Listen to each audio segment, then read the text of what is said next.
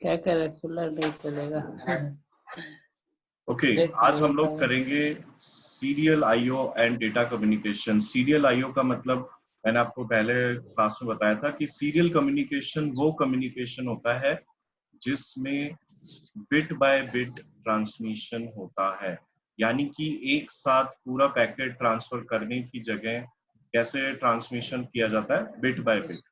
ठीक है, जब भी इस तरह का कम्युनिकेशन होता है, जब हम बिट बाय बिट ट्रांसमिशन कर रहे हो, उसको हम क्या बोलते हैं, सीरियल कम्युनिकेशन।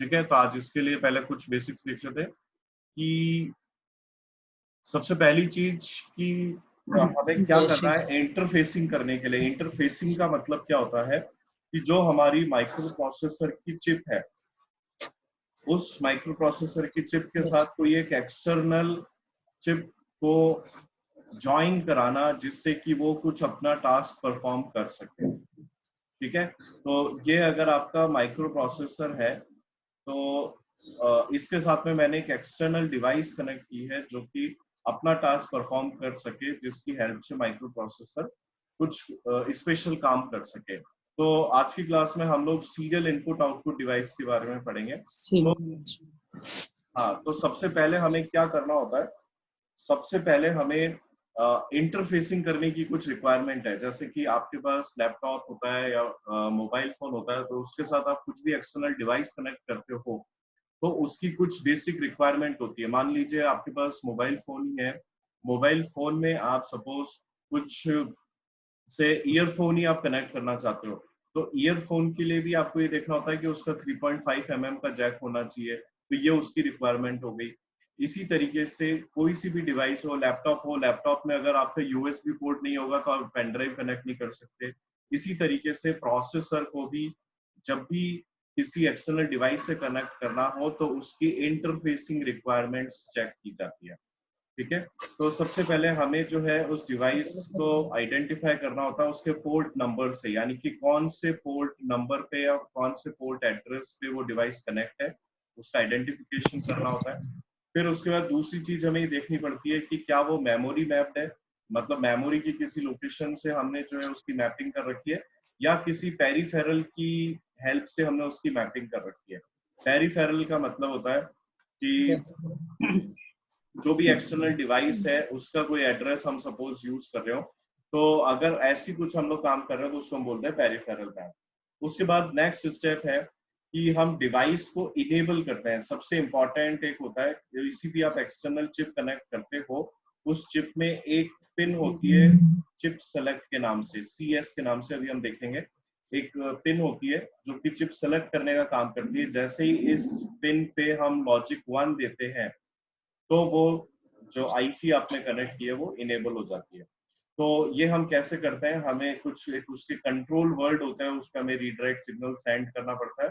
अगर आपकी इनपुट डिवाइस है तो हमें उस पर रीडिंग ऑपरेशन करना पड़ता है, अगर आप कोई आउटपुट डिवाइस है तो हमें उस पर राइटिंग ऑपरेशन करना पड़ता है। क्लियर? तो इस तरह से हम लोग जो है डिवाइस को इनेबल करते हैं। नेक्स्ट काम जो है कि एक ही डेटा लाइन को हम लोग यूज करते हैं इंफॉर्मेशन को ट्रांसफर करने के लिए। पूरी डेटा बस को हम लोग इसमें यूज नहीं करते हैं, सिर्फ वन डेटा लाइन की रिक्वायरमेंट है, क्योंकि एक ही डेटा को अगर आप उसमें यूज करोगे, क्योंकि आपको सिर्फ 1 बिट ही सेंड करनी है, तो अगर आप 1 बिट को अगर सेंड करोगे तो उसके लिए पूरी डेटा बस को वेस्ट करने की रिक्वायरमेंट नहीं है, और आप उसकी जगह सिर्फ एक लाइन को ही यूज। हेलो सर, ठीक है, समझ में आया?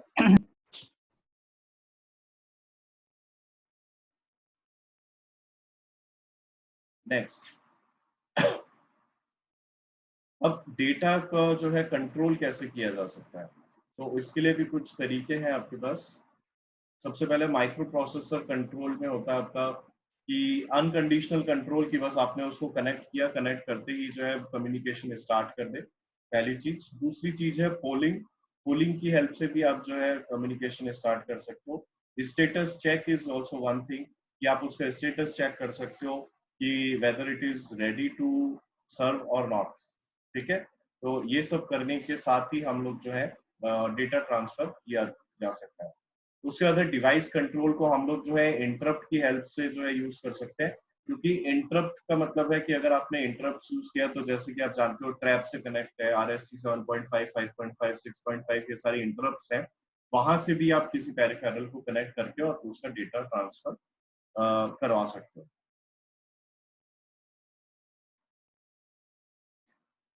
इसके बाद नेक्स्ट जो जरूरी चीज है इसमें वो ये है कि सिंक्रोनस डेटा ट्रांसमिशन कैसे होता है। सिंक्रोनस का मतलब क्या होता है, जब भी हमें कम्युनिकेशन करना है from a transmitting device to a receiving device, कोई भी एक ट्रांसमिटिंग डिवाइस है और एक रिसीविंग डिवाइस है, उसके बीच में हमें कम्युनिकेशन करना है, तो वो प्रॉपरली सिंक्रोनस होना चाहिए, मतलब वो दोनों एक दूसरे से संगठित हो। जिस तरह से ट्रांसमिटिंग एंड पे काम चल रहा हो उसी एंड पे, उसी सीक्वेंस में या उसी सीरीज में रिसीविंग एंड पे भी काम चले। ठीक है, तो मतलब हम कहेंगे कि दोनों ट्रांसमीटर और रिसीविंग डिवाइस जो है वो आपस में क्या है, सिंक्रोनस वे में काम कर रहे हैं।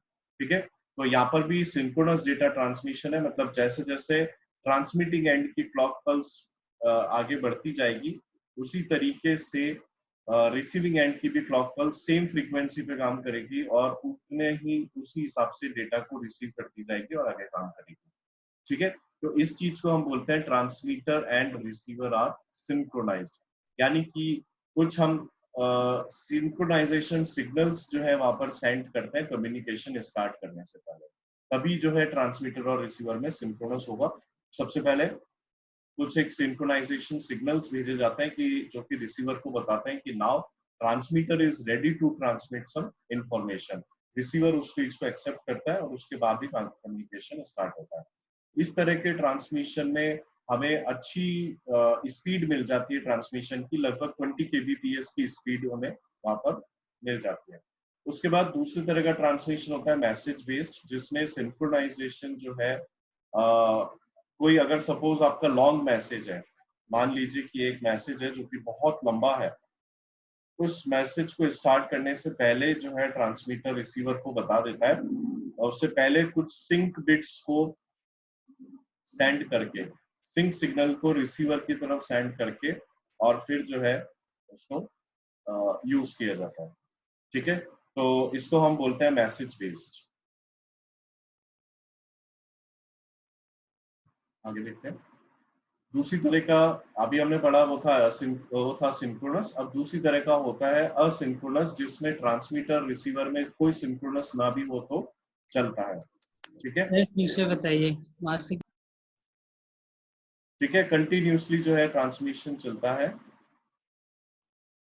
उसको हम बोलते हैं असिंक्रोनस डेटा ट्रांसमिशन, जहां पर कि ट्रांसमिशन आप कभी भी जो है किया जा सकता है, ट्रांसमिशन को कभी भी किया जा सकता है, उसमें जरूरी नहीं कि पहले ट्रांसमीटर रिसीवर के ऊपर कोई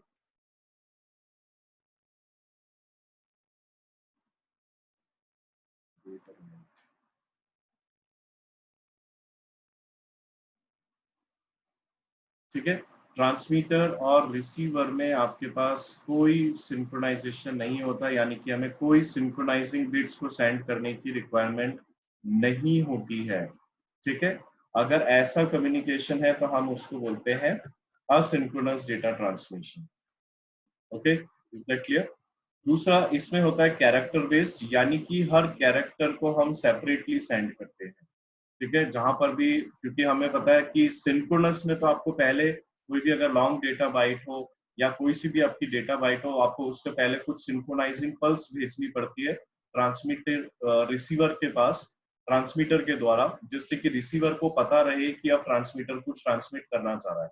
लेकिन असिंक्रोनस डेटा ट्रांसमिशन के अंदर ऐसा कुछ नहीं होता और आप किसी भी समय पर ट्रांसमिशन स्टार्ट कर सकते हो, किसी भी कैरेक्टर को आप सेपरेटली सेंड कर सकते हो।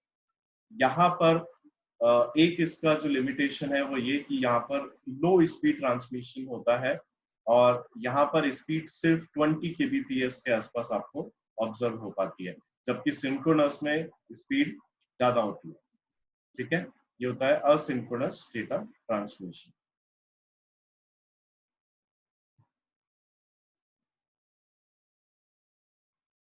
लेकिन असिंक्रोनस डेटा ट्रांसमिशन के भी कुछ रूल्स होते हैं।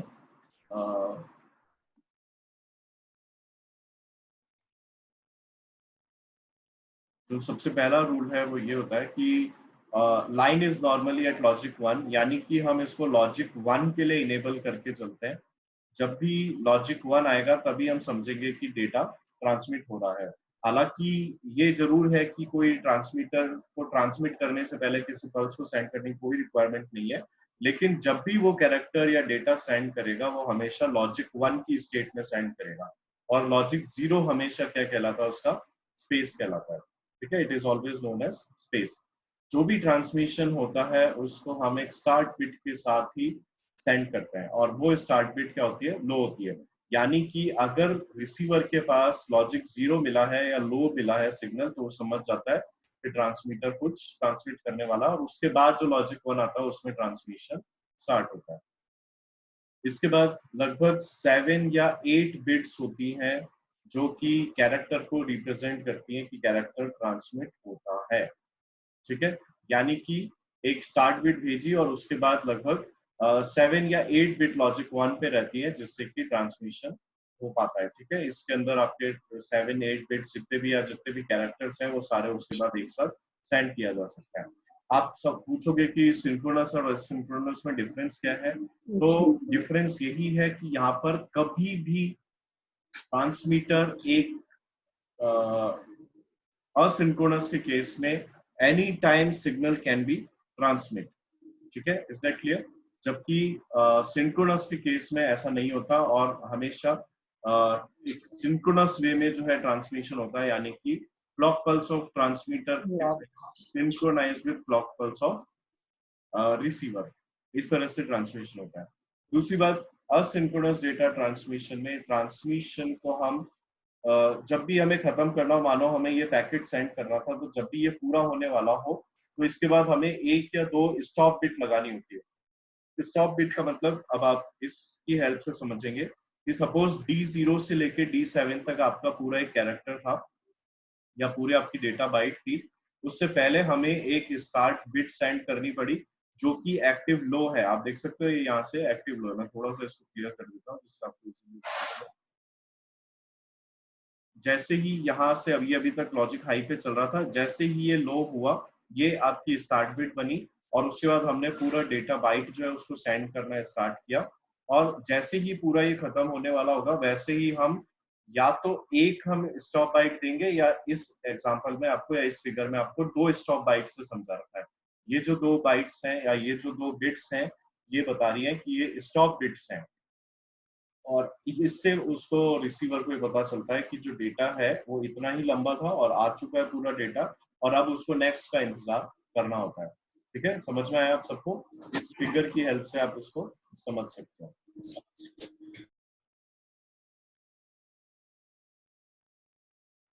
Next, transmission.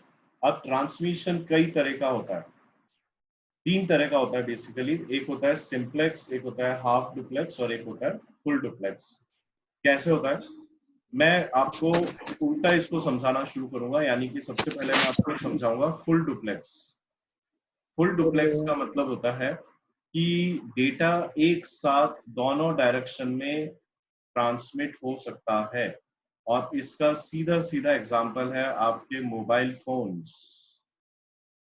कैसे है, क्योंकि मोबाइल में जैसे किसी ने, एक पर्सन ने दूसरे पर्सन को कॉल किया, तो जब ये बोल रहा हो तो ये भी बोल सकता है उस समय। ऐसी कोई मनाही नहीं है कि जब ये बोल रहा हो तो ये नहीं बोल सकता या इसको सुनना ही पड़ेगा, ऐसा कुछ नहीं। इसलिए इसको हम बोलते हैं फुल डुप्लेक्स, क्योंकि एक साथ दोनों तरफ से कम्युनिकेशन स्टार्ट होता है। तो क्योंकि एक साथ दोनों, एक साथ सेम टाइम पे दोनों वे में डायरेक्शन में डेटा फ्लो हो रहा है, इसलिए ऑब्वियसली यहाँ पर 2 वायर्स की रिक्वायरमेंट होती है। और इसका सीधा सीधा एग्जांपल मैंने आपको बताया, मोबाइल फोन हो गया, 2 कंप्यूटर्स हो गए, साइमल्टेनियसली 2 कंप्यूटर आराम से एक दूसरे से कम्युनिकेट कर सकते हैं। ठीक है, ये हुआ फुल डुप्लेक्स।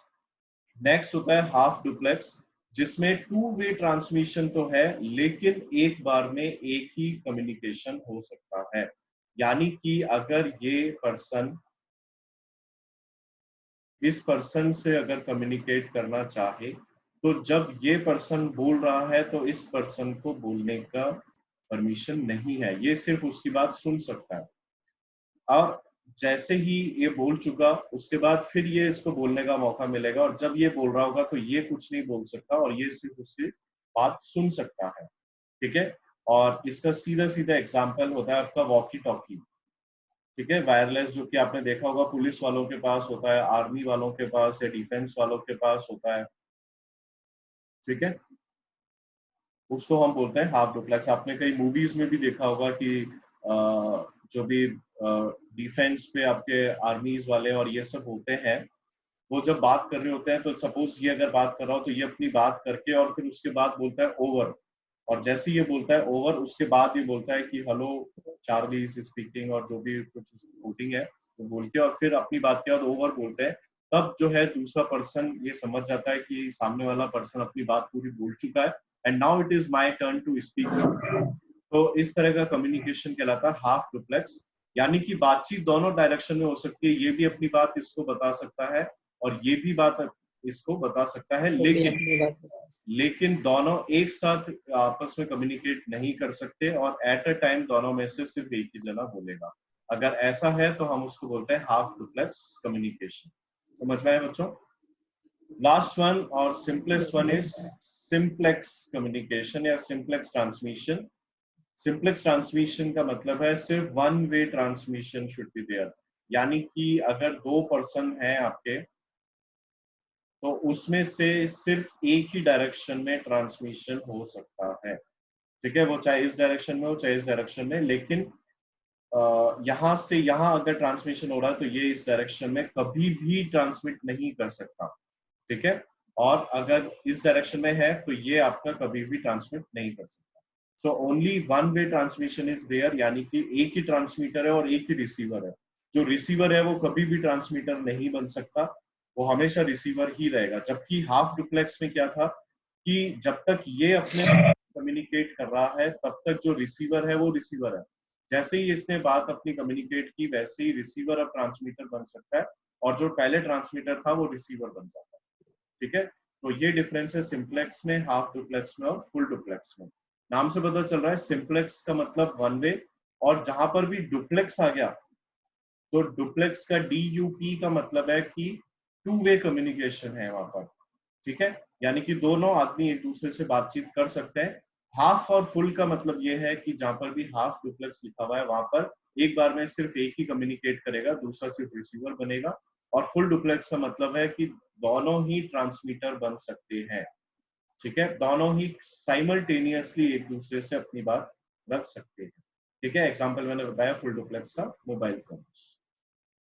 आगे देखते हैं रेट ऑफ ट्रांसमिशन। कोई सा भी कम्युनिकेशन हो उसमें सबसे इंपॉर्टेंट चीज होती है कि किस रेट से कम्युनिकेशन हो रहा है। मान लीजिए आप व्हाट्सएप पे अगर किसी से मैसेज वगैरह चैटिंग कर रहे हैं और आपने मैसेज भेजा और पता चला सामने वाले को मिल ही नहीं रहा है, मैसेज बहुत देर से मिल रहा है, तो आप उससे चैटिंग करने में इंटरेस्टेड नहीं होगे।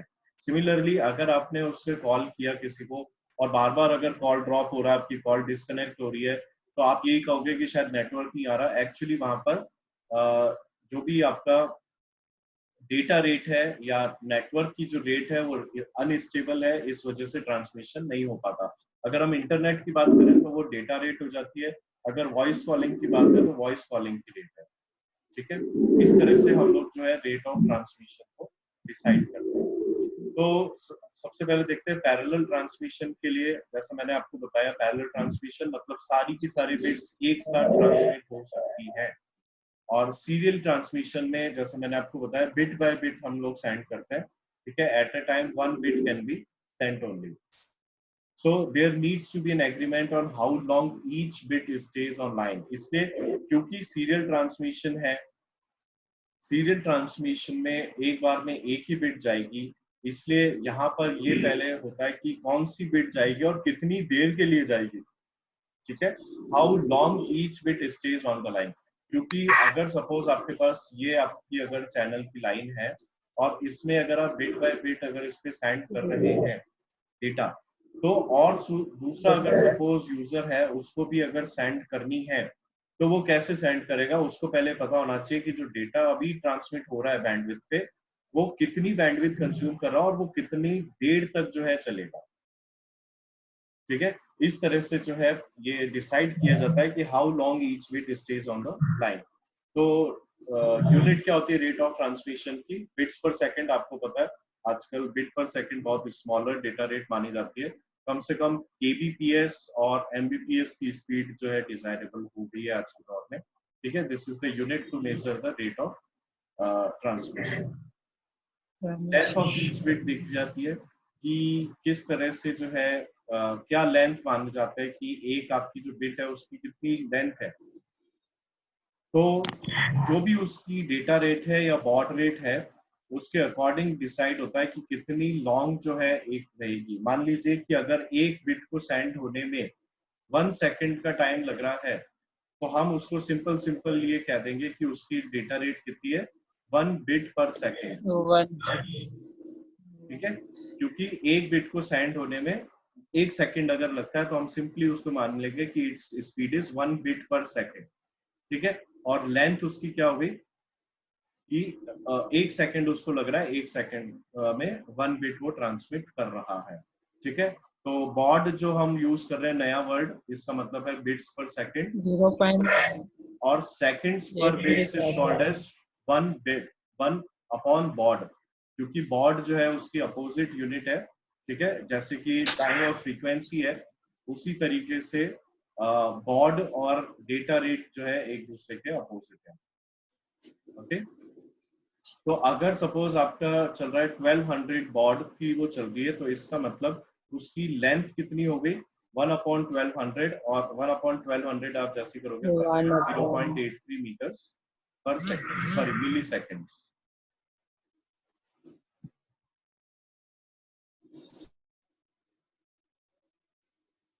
सर कैसा है? Hello sir. आप पूछिए। 0.83 कैसा है सर? मैंने आपको कहा कि जैसे आपके पास होता है कि सपोज आपके पास है 1 baud is equal to 1 bit per second हम लोग मान के चलते हैं। ठीक है, तो 1 बॉड इक्वल टू 1 बिट्स पर सेकेंड है। ठीक है, अगर मैं इस सेकंड को इधर ले आऊं और बिट को इधर ले आऊं यानी अपोजिट कर दूं तो ये हो जाएगा 1 seconds per bit is equal to 1 upon baud हो जाएगा। ठीक है, अगर आपको दे रखा है 1200 बॉड्स तो इसका मतलब उसको टोटल कितने सेकंड्स लगेंगे 1/1200 यानी कि 0.83 मिली सेकेंड्स। 0.8 ठीक है, यानी कि उसको टोटल 0.83 मिली सेकेंड्स लगेंगे इतना रेट को क्रॉस करने में। ठीक है,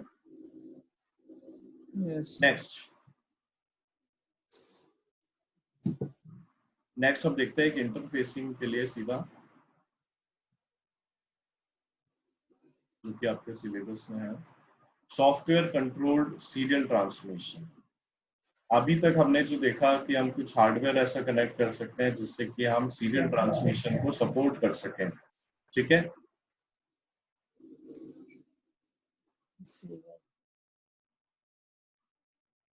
ठीक है, तो उसको हम बोलते हैं सॉफ्टवेयर कंट्रोल्ड सीरियल ट्रांसमिशन। अब हम लोग जो करेंगे वो होगा सॉफ्टवेयर के थ्रू हम लोग को जो है सीरियल ट्रांसमिशन कंट्रोल करना है।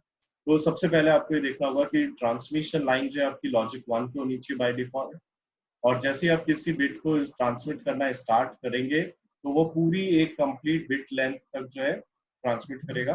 दूसरा, कैरेक्टर को अगर आपको ट्रांसमिट करना है, अगर आपको किसी कैरेक्टर को ट्रांसमिट करना है as a stream of bits तो उसके लिए आपके पास प्रॉपर डिले होना चाहिए।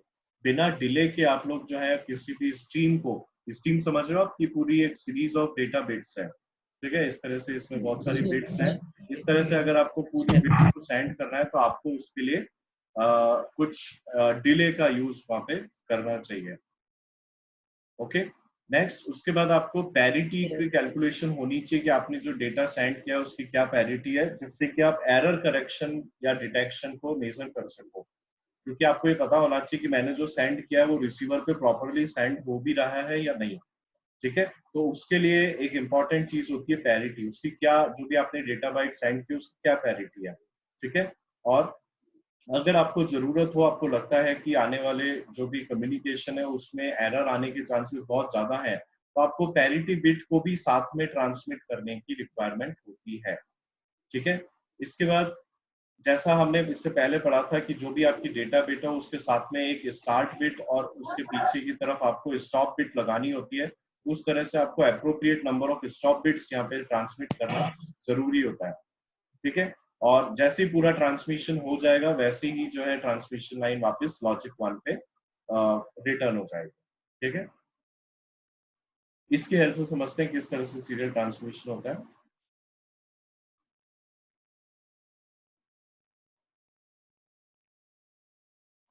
Yes, this is suppose your accumulator जिसकी की 8 बिट्स हैं।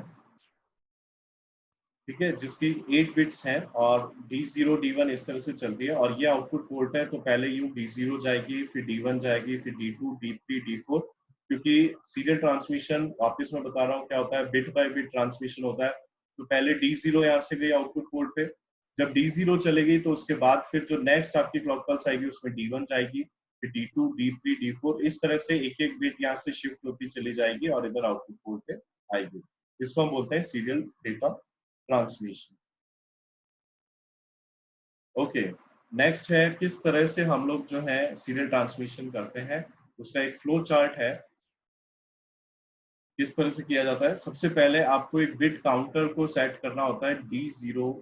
ठीक है, जो है उसको एक्यूमुलेटर की जो D0 बिट है उसको सबसे पहले 0 पे रखा जाता है, जो कि स्टार्ट बिट का रोल प्ले करेगी।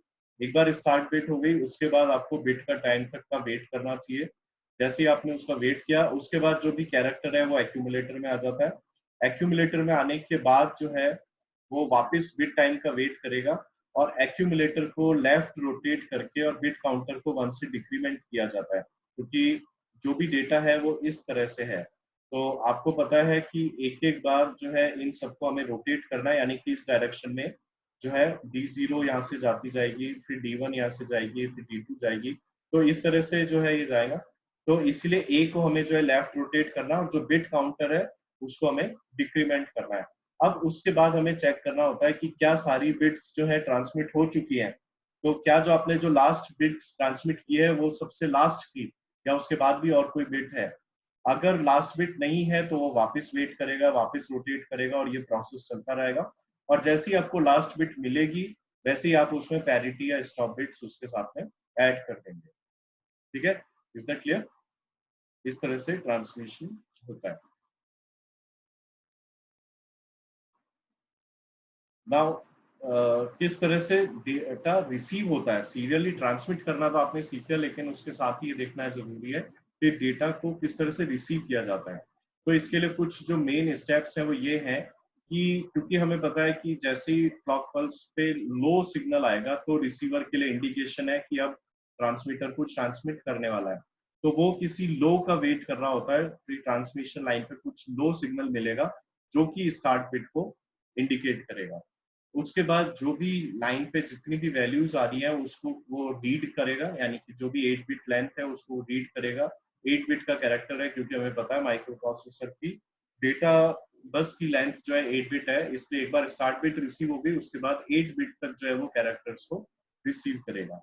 उसके बाद उसकी पैरिटी को चेक किया जाता है और उसको जो पैरिटी ट्रांसमीटर ने सेंड की है उस पैरिटी के साथ कंपेयर किया जाएगा और ये चेक किया जाएगा कि जो डेटा मुझे पूरा रिसीव हुआ है 8 बिट का, क्या वो डेटा प्रॉपर है या नहीं है, जैसा ट्रांसमीटर ने बताया था वैसा ही ट्रांसमिशन है या नहीं है। वो कैसे पता चलेगा, पैरिटी को मैच करके। तो सेम पैरिटी अगर आ गई इसका मतलब कि कोई एरर नहीं है।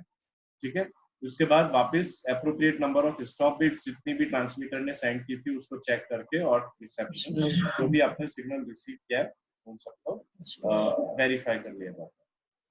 ठीक है, ये रिसेप्शन का आपका डायग्राम हो गया। इनपुट पोर्ट, ठीक है, एक्यूमुलेटर आपको समझ में आ रहा होगा। यहाँ से जो है D7 है, ठीक है, D7 बिट इस पे आ रही है। यहाँ से अब ये जो है उल्टा चल रहा है, it is moving like this, इस तरह से। पहले इधर से D7 आया, D6 मतलब सबसे पहले D0 आया, उसके ऊपर D1, D2, D3 इस तरह से यहाँ से बिट्स आती जा रही है और एक के ऊपर एक इस तरह से D0, D1, D2, D3 इस तरह से एक के ऊपर एक आती जा रही है। तो इस तरह से सीरियली डेटा को रिसीव किया जाता है। ठीक है, am I clear to you? और ये फ्लो चार्ट है आपके डेटा रिसेप्शन का, किस तरह से जो है डेटा सीरियली रिसीव किया जाता है। क्लियर? तो सबसे पहले इनपुट पोर्ट को रीड किया जाएगा और चेक किया जाएगा क्या ये स्टार्ट बिट है। अगर स्टार्ट बिट नहीं है तो वो वापस वेट करेगा, ठीक है, इनपुट पोर्ट को रीड करेगा और जैसे उसको स्टार्ट बिट मिल जाएगी वो कुछ समय के लिए वहां पर वेट करेगा और वो चेक करेगा क्या अभी भी लो सिग्नल मिल रहा है। अगर लो सिग्नल मिल रहा है इसका मतलब कि अब ट्रांसमीटर स्टार्ट बिट को जो है सेंड कर चुका है और यहाँ पर हमें स्टार्ट बिट को काउंटर को इनेबल करना पड़ेगा। अगर यहाँ पर लो नहीं मिल रहा तो वापस वेट करने वाली पोजीशन में चल जाएगा। जैसे ही आप स्टार्ट बिट को काउंटर को स्टार्ट करोगे वैसे ही वो वापस इनपुट को रीड करने के लिए वो इनपुट बिट्स जो 8 बिट की आने वाली है उन सबका वेट करेगा कि जो 8 बिट्स आ रही है उसका वेट करें और जैसे ही उसको मिलने लग जाएगा वैसे ही वो काउंटर को डिक्रीमेंट करेगा, चेक करेगा कि क्या जो बिट्स मिली है